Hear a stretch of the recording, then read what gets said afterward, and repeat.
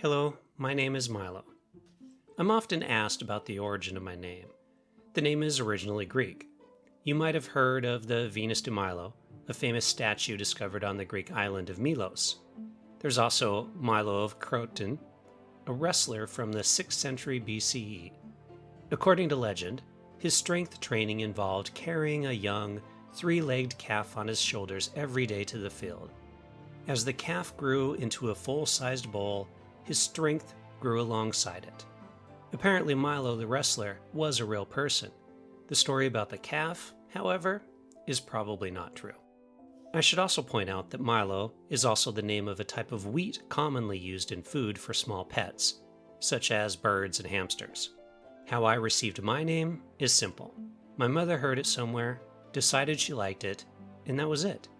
Unfortunately, it's been a bit of a curse ever since, with people either asking, "Where's Otis?" a reference to the 1986 kids movie, or mispronouncing it as Milo instead of Milo. However, after reading the Phantom Tollbooth for the first time and absolutely loving it, I decided that's where my name came from. The story that I've made up is that my grandfather used to read the book to my mother when she was a child, and when I was born, she named me after Milo, the protagonist of Norton Juster's classic novel, in honor of her father.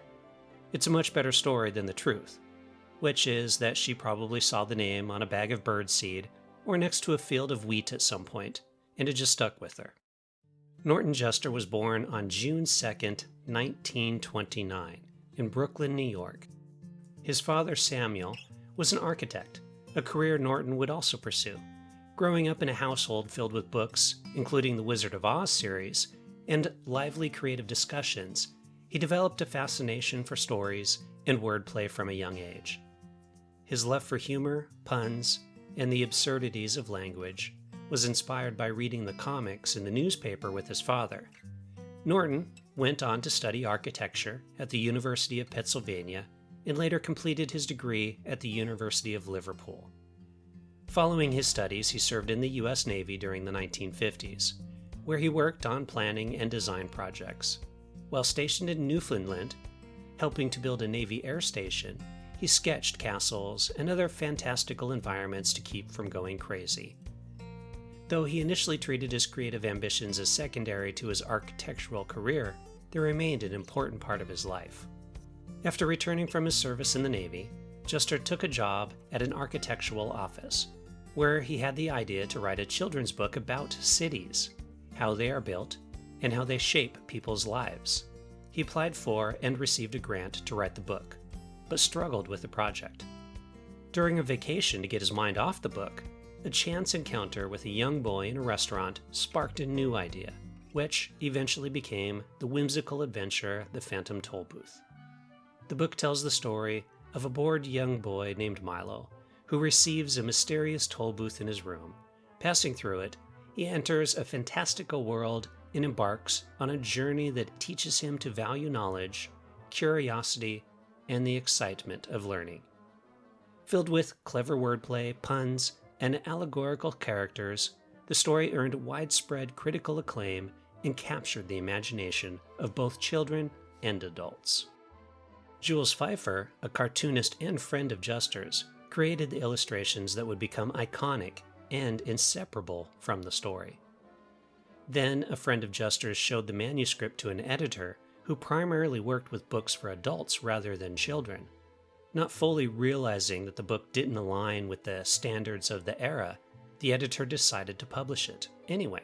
At the time, most children's books were dumbed down, assuming that children couldn't understand more complex themes and wordplay. Publishers initially worried that the Phantom Tollbooth might be too complex for young readers. Despite these concerns, the book quickly became a classic, praised for its inventive use of language, humor, and storytelling. With its layered themes and imaginative world, it appealed to readers of all ages. Juster went on to write several more books, though none matched the impact of his debut. His other notable works include The Dot and the Line, a romance in lower mathematics, a whimsical tale about geometric figures that was later adapted into an Academy Award-winning short film by Chuck Jones. He also wrote Alberic the Wise and Other Journeys, a collection of fairy tale inspired stories, and The Hello Goodbye Window, a heartwarming picture book that earned illustrator Chris Rashka the prestigious Caldecott Medal. Interestingly, despite his success as a writer, Juster continued to work as an architect throughout his career. He also taught architecture at the Pratt Institute in Hampshire College. Norton Juster met Jenny Ray in the 1960s, and the two were married on August 15, 1964. Together, they had a daughter whom he loved telling stories to, and he lived long enough to meet his granddaughter as well. His wife Jeannie passed away in October of 2018 after 54 years of marriage. Juster died on March 8, 2021 at his home at the age of 91.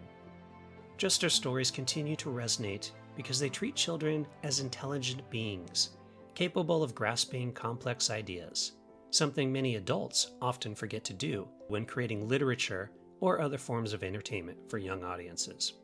According to Juster, even though the world changes from decade to decade, the way children learn and reason remains largely the same.